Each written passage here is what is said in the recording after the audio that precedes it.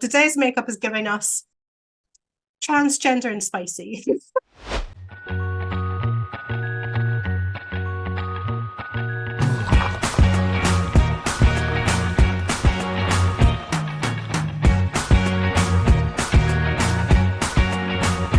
Hello, I'm Sister Lott. And I'm Sister Babeushka, And this is Utter Nunsense. the show where we pour a piping hot cup of tea And we utter whatever nonsense pops into our heads. and, as you may have guessed by now, this is a very laid-back chat amongst very good friends. And we upload a brand new episode once a month, every month on the first of the month, with plenty of little tidbits of nonsense every other week. Woo! This month is LGBTQ plus History Month. And we decided this year we are going to take a deep dive into the history of, surprise, surprise, the Sisters of Perpetual Indulgence. Shocked, I say. This is the most indulgent episode, so self-indulgent. We three here, even this one, we are Sisters of Perpetual Indulgence. So we're a part of a group of queer activists who've been making waves for the LGBTQ plus community all the way from the 1970s. So without further ado, let's dive straight in and find out how the sisters started and what they're all about. I feel like there needs to be a diving board now. Okay, here we go. You ready, John? Nil point. Not quite ready for diving in the Olympics yet, Joan. The Sisters of Perpetual Indulgence were founded in San Francisco in 1979. The group's initial mission was to actually provide a visible and positive presence in the queer community, while also helping to raise awareness and fighting against discrimination. The name came from the Catholic concept of indulgence, which refers to the idea that one's sins can be forgiven through acts of charity and kindness. And the sisters adopted this name as a way to challenge traditional religious beliefs and promote acceptance and love for all. I don't know if there's enough acts of charity and kindness I could do to wash away all my sins. I like to do a lot of charity, so I have to commit a lot of sins to balance those scales. The habit, which is a traditional attire worn by nuns, is worn by the sisters as a form of satire and performance art to help subvert societal expectations and to challenge traditional religious norms. In addition to using the habit as a way to promote the message of acceptance and love, the sisters also used their attire to draw attention to important issues facing the LGBTQ plus community, such as the HIV/AIDS epidemic. They would wear signs and symbols on their habits that were related to these issues, which helped to raise awareness and educate the public, which you might notice there's a familiar ribbon or a familiar triangle on one of your host fairs today. They also have the ribbon. Overall, the habit has become a symbol of the sisters' unique brand of activism and has become a really important part of our identity as well as our legacy. So how did we come across these habits then? There was a convent that was getting rid of old habits, and the originators went to the convent and said they were putting on a production of The Sound of Music. Could they have some of the old habits for costumes? Whether or not that production ever happened is lost to the mysteries of time. However, not long afterwards, those habits were being proudly marched through the streets of San Francisco on the first sisters, causing a stir as they went, on Easter Sunday, no less. And notably, it wasn't just any San Francisco streets, it was through the Castro district, which was like the heart of the gay community in San Francisco at the time. I mean, it would definitely capture people's attention with both shock and amazement. They acquired those habits 3 years before the sisters started. They got the habits, they just held on to them 3 years later. They decided one Easter Sunday, do you know what, shall we just go and put them on and go for a wander down the road? They'd even managed to make their way all the way down to the nude beach, and one was even said to have been carrying a machine gun and smoking a cigar. Very unconventional nuns back in the day. Suffice to say, I think they caused a bit of a stir. Just a small one. And so, of course, after their first outing, these habits started appearing in public more and more often. I mean, their next appearance was even at a softball game. Apparently, at that softball game, the pom-pom routine all but stole the show. They did a pom-pom routine? I somehow now feel the need to rehearse a pom-pom routine ourselves. Hey, sister, you're so fine, you blow my mind. Hey, sister! Hey, sister! And then, in the fall of 1979, two sisters had even went to the first international fairy gathering and encountered even more people that wanted to join the calling of the sisters. In the early years, the sisters did face some opposition and hostility from some other members of the queer community because they saw their antics as being quite counterproductive to the fight for equality. However, the sisters persevered and continued to use their platform to educate and advocate for queer rights. It wasn't long before the sisters became known for their unique brand of activism, which involved a good, healthy mix of street theatre, drag, and performance arts.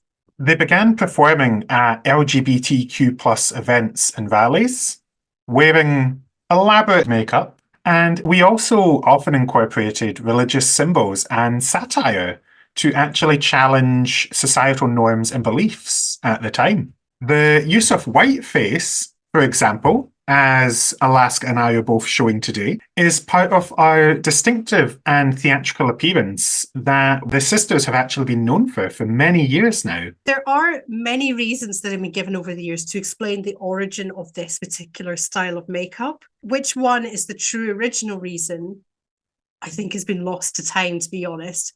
But I will say that it provides a very useful blank canvas on which each sister can challenge conventional notions of beauty and create their own artistic style. The use of whiteface paint, along with the elaborate habits, allows the sisters to embody a surreal, otherworldly presence, which helps to emphasize the performative aspect of the activism that we do. We find that the makeup and the habits also serve as a very powerful tool for drawing attention to us and therefore to the issues and traditional norms that we're attempting to challenge.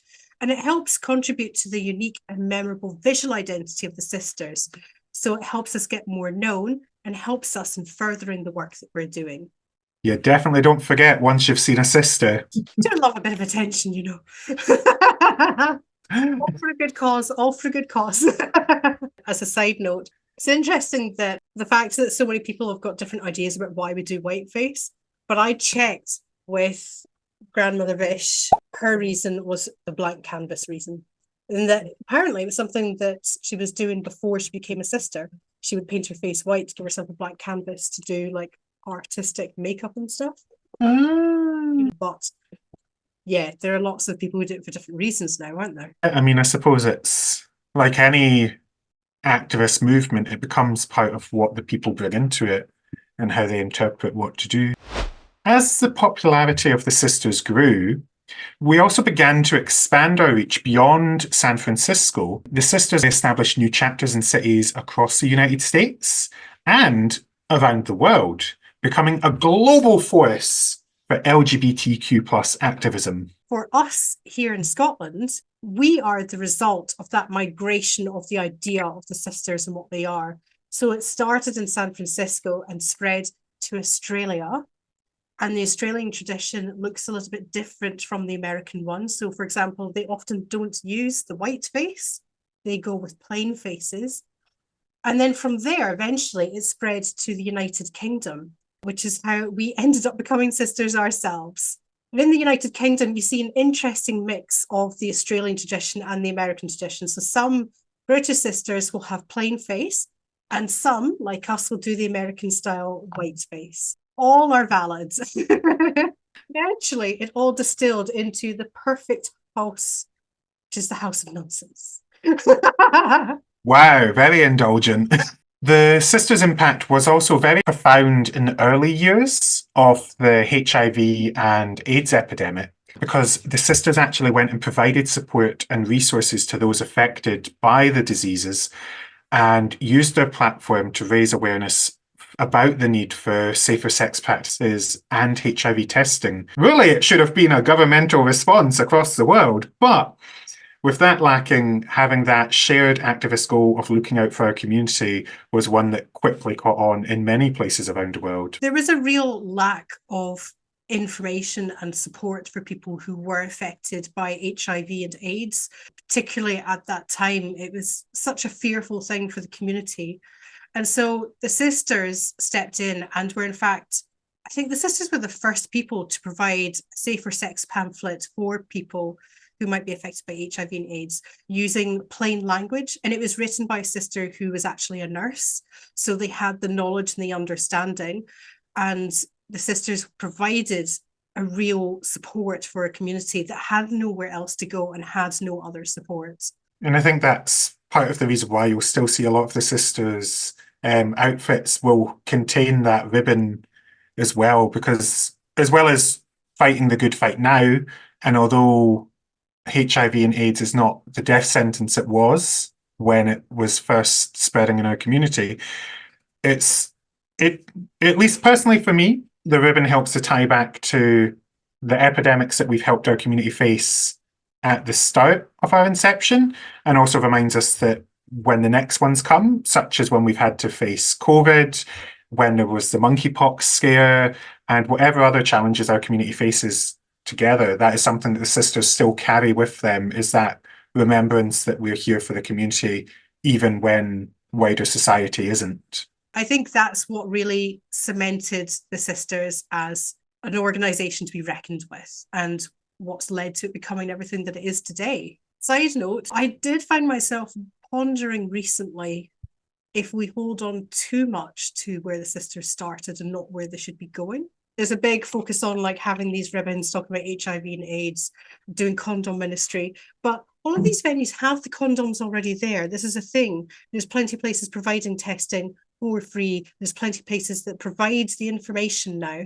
I don't think that's where our efforts are needed anymore. I think our efforts are needed in other parts of the community, and we're not necessarily meeting the challenge in the way that we did when the sisters started. I feel that we're clinging on too much to the past instead of looking at the future and going, we need to get into action here. So that's just a personal thought that was in my head recently. I would share that sentiment. It's difficult, isn't it? Because I suppose when you have an activist group, there will always be those conflicting views on what's more important, etc. But yeah, the idea that there's a focus on, well, this is what we do because we've always done it, whereas having to constantly evolve as our community evolves, because there will be new challenges that comes up, as we've seen with the huge spike in transphobia over the recent years, and it would be a shame to lose that fire and that passion for working with the community. I do worry that some people are stuck clinging to a past glory rather than focusing on what we need to do now. What would we need to do next? But for people that want to be sisters, you do need to reckon with the fact that as an activist, you need to change. Now, over the years, it's fair to say that the Sisters of Perpetual Indulgence have faced their fair share of challenges and controversies. One of the main ones is the criticism from some people that we use religious symbols unfairly and that we are mocking religion. There have even been legal challenges related to the way that we present ourselves. Take a look at the way America's reacting to drag right now. We very much fall into that category. The sisters have also faced almost the traditional backlash from certain parts of society that are less than liberal. I think part of it shows, though, that what we're doing is unsettling to some people, but we're unsettling the right people. We're challenging their perceptions of what it is to be queer while standing up for our community. And we're pushing back on things that are regressive and harmful to our community. We are there to spread joy, but actually underneath that is quite a serious thing that we're doing. We are committed to the work that we're doing. We take vows like other kinds of nuns do. We are committed to serving our community, to doing charitable work, to raising funds for good causes. For many of us, it feels like a calling.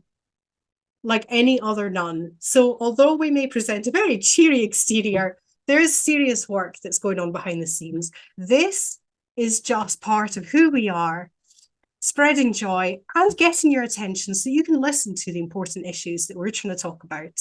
Our habit can embody certain parts of our community that don't get representation, which can be such a key difference to somebody that is maybe struggling with something. If they can see us supporting the intersex community, if they can see us supporting the trans community, if they can see us supporting people of all aspects of the queer community, it can really be a lifeline for them to come up and speak to us and know that this is a safe space that we're garnering for them. The work that we do can be life-changing. It is as serious as any other nun because we are nuns as well. Something else that you'll quite often hear sisters saying is that we are deliberately looking as out there as possible, because for people who feel othered in society, once we enter the room, they are no longer the person who feels like they stick out. No one's going to stick out more than us. And it allows them to realize that it's okay to be out there and be yourself. There's space for all of us. Despite the challenges that the sisters have faced throughout the many years we've been active, as you can see, we remain steadfast in our mission to promote acceptance and love for all, because that is our calling. That is what we have signed up to do as sisters. And regardless of how many times we're going to face criticism from the right and sometimes the left, you know, we will continue to push for that radical love and empathy for our community.